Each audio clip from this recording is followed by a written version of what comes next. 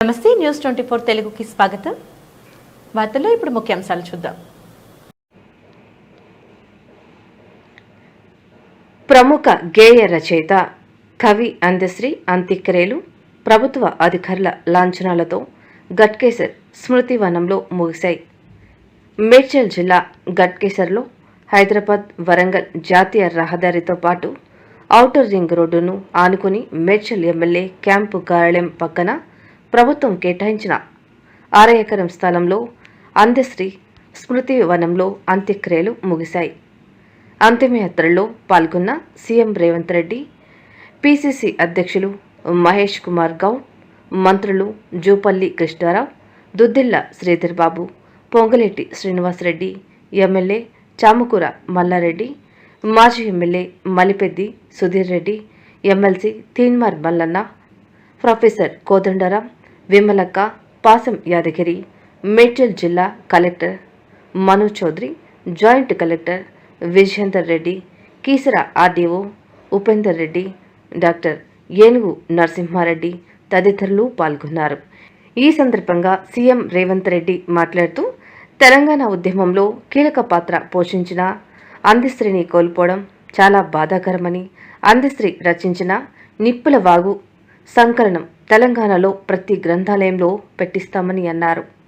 అందశ్రీకి Padmashri award వచ్చే విధంగా తన వంతు ప్రయత్నంగా నరేంద్ర మోదీతో మాట్లాడతామని ఆయన అన్నారు. దీనికి కేంద్ర మంత్రులు కిషన్ రెడ్డి, బండి సంజయ్ సహకరించాలని ఆయన కోరారు. ఈ అంతిమయాత్రలో అందశ్రీ కుటుంబ సభ్యులు, లక్షలాది మంది అభిమానులు, కవులు అశ్రు నివాళులతో కన్నీటి వీడ్కోలు పలికారు.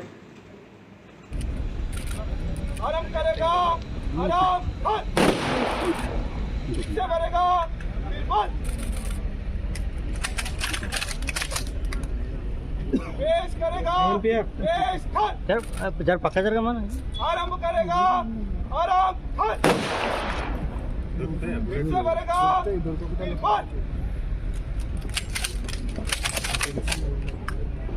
सर जरगा ना आराम करेगा आराम थोड़ी पैसा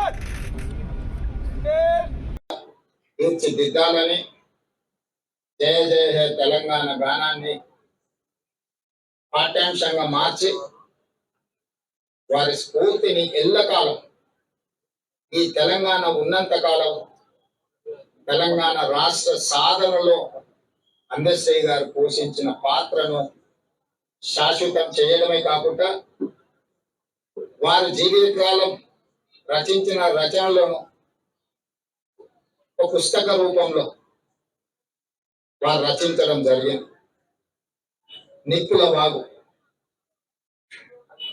ఈ నిప్పుల వాగు ఒక స్ఫూర్తి, ఒక ప్రజ్వలన, భవిష్యత్ తరాలకు ఇది ఒక భగవద్గీతగా, ఒక బైబిల్గా, ఒక ఖురాన్గా తెలంగాణ యువతకు, తెలంగాణ ఉద్యమకారులకు, తెలంగాణ ప్రజా సమస్యల మీద పోరాటం చేసే వాళ్లకు ఒక గైడ్ లాగా పనిచేస్తుంది.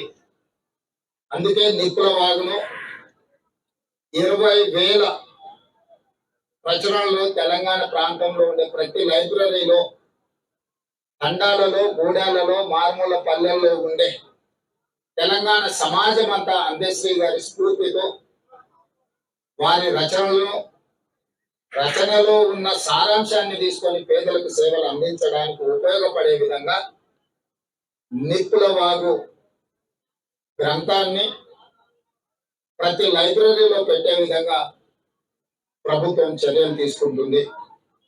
ఇదే కాకుండా వారి అభిమానుల నుంచి సూచనలు తీసుకొని ఇంకా ఏం చేయగలమో, వారి పేరు, వారి స్ఫూర్తి తెలంగాణ సమాజంలో శాశ్వతంగా పదిలంగా ఉండడానికి అవసరమైన చర్యలన్నీ మా ప్రభుత్వం చేపడుతుంది.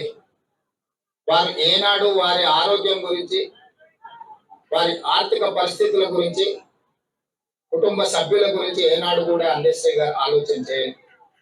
ఈ 4 కోట్ల తెలంగాణ ప్రజల యొక్క సమస్యలే తన సమస్యని, ఈ సమాజమే తన కుటుంబం అని భావించిన ఒక గొప్ప మానవతావాది.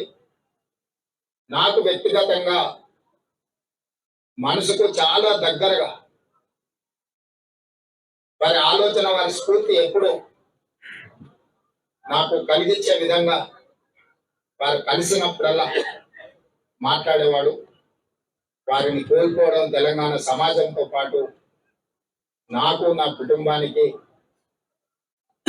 ఒక బాధాకరమైన అంశము. ఏది ఏమైనా తెలంగాణ రాష్ట్ర ప్రభుత్వం అందశ్రీ గారికి గౌరవించడమే కాదు, అందశ్రీ గారికి పద్మశ్రీ ఇవ్వాలి అని గత సంవత్సరం కేంద్ర ప్రభుత్వానికి లేఖ రాయడం జరిగింది. ఈసారి కూడా స్వయంగా ప్రధానమంత్రి నరేంద్ర మోడీ గారిని కలిసి తెలంగాణ ఆత్మ గౌరవం, తెలంగాణ గుండె ధైర్యం అందశ్రీ గారికి పద్మశ్రీ ఇవ్వాల్సిందిగా కేంద్ర ప్రభుత్వాన్ని విజ్ఞప్తి చేస్తున్నాం.